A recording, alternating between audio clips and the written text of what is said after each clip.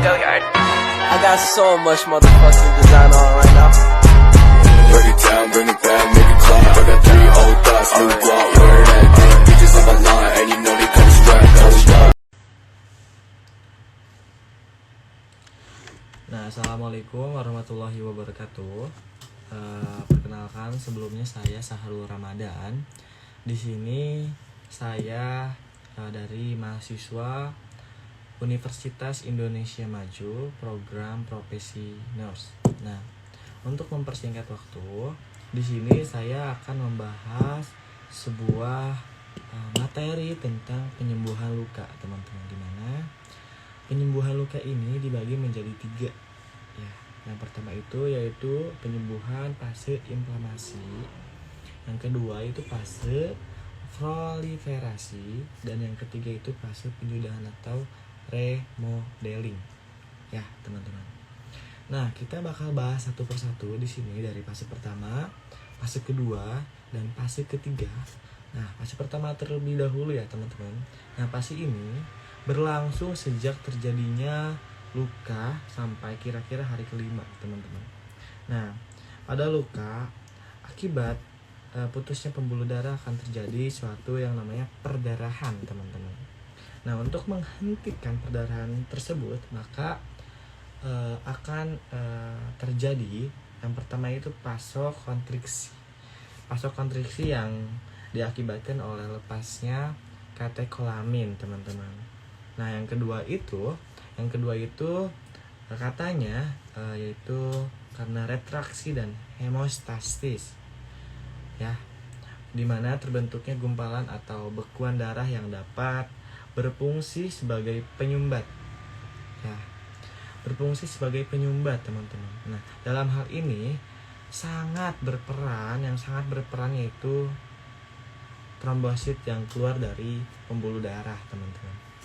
Nah, sementara itu juga terjadi reaksi inflamasi di mana sel-sel masuk dalam jaringan ikat menghasilkan serotonin dan histamin, teman-teman. Nah, yang mengakibatkan terjadinya vasodilatasi setempat dan peningkatan permeabilitas kapiler sehingga terjadi yang namanya eksudasi cairan, teman-teman. Nah, terjadinya edema juga dan pembekakan gitu. Nah, jadi terjadinya aktivitas seluler di mana oleh daya kemotaksis. Ya, kemotaksi, maka leukosit bergerak menembus dinding pembuluh darah menuju luka gitu, teman-teman. Nah, di sini saya menggambarnya, teman-teman. Cuma nanti bakal saya masukkan ke dalam video ini, cuma tidak terlihat jelas ya. Nanti saya masukkan ke dalam videonya ya lebih jelas ya, teman-teman. Nah, lanjut masuk ke fase proliferasi, teman-teman, di mana berlangsungnya mulai akhir fase inflamasi sampai kira-kira akhir minggu ketiga, teman-teman. Nah, disebut juga fase fibroplasia yang menonjol gitu, teman-teman. Yang menonjol adalah proses proliferasi fibroplasia, teman-teman. Nah, fibroplasia ini berasal dari sel-sel mesenkim yang belum berdiferensiasi. Ya. Nah, ini juga sangat berperan dalam pembentukan kolagen karena menghasilkan mukopolisakarida, asam amiloglisin, terus juga dan prolin gitu. Nah, ini tuh yang merupakan bahan dasar sebuah kolagen, teman-teman. Nah, dapat diketahui bahwa kolagen inilah yang mempertautkan tepi luka. Jadi ini tuh yang menentukan kekuatan adesi luka gitu. Nah, terus pada fase luka ini, pada fase ini luka akan sangat dipenuhi oleh sel radang, teman-teman, yaitu fibroplasia dan kolagen. Nah, membentuk jaringan yang berwarna kemerahan dengan permukaan yang berbenjol halus atau biasa disebut granuler. Nah, jaringan ini disebut jaringan granulasi. Jika luka sudah cukup terisi, jaringan granulasi biasanya akan terjadi sebuah proses yang namanya epitelisasi, teman-teman. Epitelisasi di mana sel epitel tepi luka yang terdiri dari sel basah terlepas dari dasarnya dan berpindah mengisi ke permukaan luka gitu.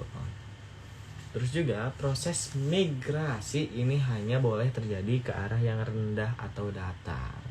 Nah, biasanya epitel tak dapat bermigrasi ke arah yang lebih tinggi jika epitel sudah saling menyentuh dan menutup luka, maka proses fibrolasia ini atau fibrolasia itu dengan pembentukan jaringan granulasi itu bakal terhenti gitu, teman-teman. Nah, terus mungkin saya di sini akan membahas sedikit tentang fungsi jaringan granulasinya terlebih dahulu ya, teman-teman. Yang pertama itu untuk mengisi efek luka. Terus yang kedua untuk membentuk dasar untuk menyongkong dan memberikan makanan pada epitelium yang meluas menutupi luka. Gitu.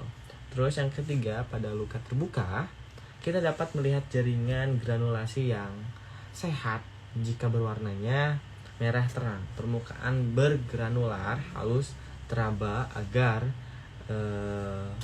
agak keras ya, teman-teman, dan mudah berdarah. Nah, jika ada infeksi maka terdapat jaringan granulasi yang tidak sehat di mana warnanya tuh coklat pucat gitu, teman-teman. Permukaan kasar, tidak teratur permukaannya, terus lembek dan rapuh dan sangat mudah berdarah, teman-teman gitu. Nah, lanjut untuk ke fase selanjutnya, yaitu fase remodeling atau fase penyudahan. Nah, di sini terjadinya suatu proses pematangan dan merupakan kembali atau remodeling gitu. Nah, fase ini dapat berlangsung berbulan-bulan, teman-teman. Nah, biasanya tubuh berusaha menormalkan kembali jaringan yang menjadi abnormal karena proses pertumbuhan, teman-teman, di mana terjadi penyerapan kembali jaringan yang berlebihan, pengurutan, dan akhirnya perupaan kembali jaringan baru terbentuk gitu. Nah, terjadinya penyerapan dari sel-sel radang, sel-sel muda menjadi matang, terus kapiler baru menutup, terus juga kolagen yang berlebih diserap dan sisanya bakal mengerut gitu. Dihasilkan jaringan parut atau biasa disebut sisatrik yang pucat, tipis dan lemas serta mudah digerakkan dari dasar gitu, teman-teman.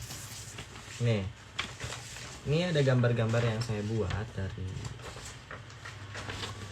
nanti saya bakal masukkan ke dalam videonya. Ini inflamasi dan ini proliferasi. Kelihatan ya. Mungkin segitu saja yang bisa saya sampaikan.